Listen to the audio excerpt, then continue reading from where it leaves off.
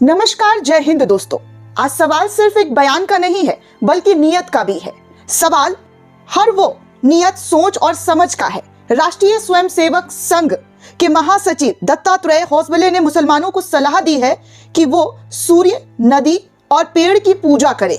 अब सवाल यह है कि क्या आरएसएस को वाकई आज तक ये नहीं पता कि इस्लाम धर्म क्या है, या फिर ये सब जानबूझकर किया जा रहा है ताकि एक पूरे मजहब को उकसाया जा सके, जिसकी बुनियादी तौर पर एक खुदा, सिर्फ एक ईश्वर की इबादत करना है।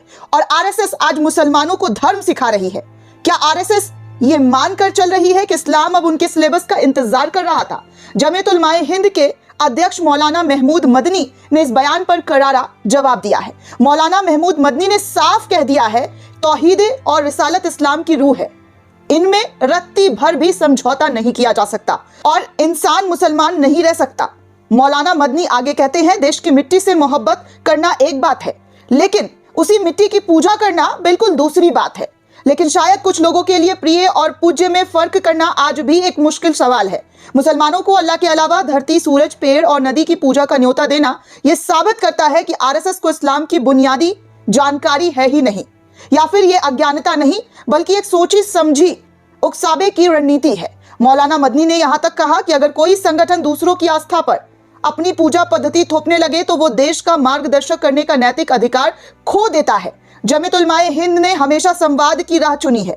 आरएसएस के पूर्व संघचालक के एस सुदर्शन से भी बातचीत हुई। आज भी जमीयत बातचीत के लिए तैयार है, लेकिन जवाब में क्या मिल रहा है? संवाद नहीं बल्कि और ज्यादा उग्र बयान, और ज्यादा जहर। मौलाना मदनी ने एक बुनियादी सवाल भी उठाया है दोस्तों, राष्ट्र आखिर बनता किससे है? जमीयत उलमाए हिंद का साफ साफ कहना है, भारत में राष्ट्र की बुनियाद वतन है।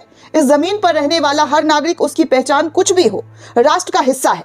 लेकिन आरएसएस राष्ट्र को एक मजहब, एक संस्कृति और एक विचारधारा में कैद करना चाहती है। यहाँ पर मौलाना महमूद मदनी ने डॉक्टर भीमराव अंबेडकर के उस कथन का भी जिक्र किया और याद दिलाया, जिसमें डॉक्टर अंबेडकर ने माना था कि भारत में कई संस्कृतियां हैं, सिर्फ एक नहीं। तो सवाल यह है, क्या आरएसएस अंबेडकर को भी नजरअंदाज करेगी? उन्हें भी असुविधाजनक सच मानकर किनारे कर दिया जाएगा? मौलाना महमूद असद मदनी ने साफ कहा है कि अगर भारत को मजबूत बनाना है, अगर देश को विकसित राष्ट्र बनाना है, तो नफरत नहीं, संविधान चाहिए, संवाद चाहिए, आपसी सम्मान चाहिए। आरएसएस को अब यह तय करना होगा कि वो देश को जोड़ना चाहती है या फिर हर दिन एक नया बयान देकर देश को बांटना चाहती है।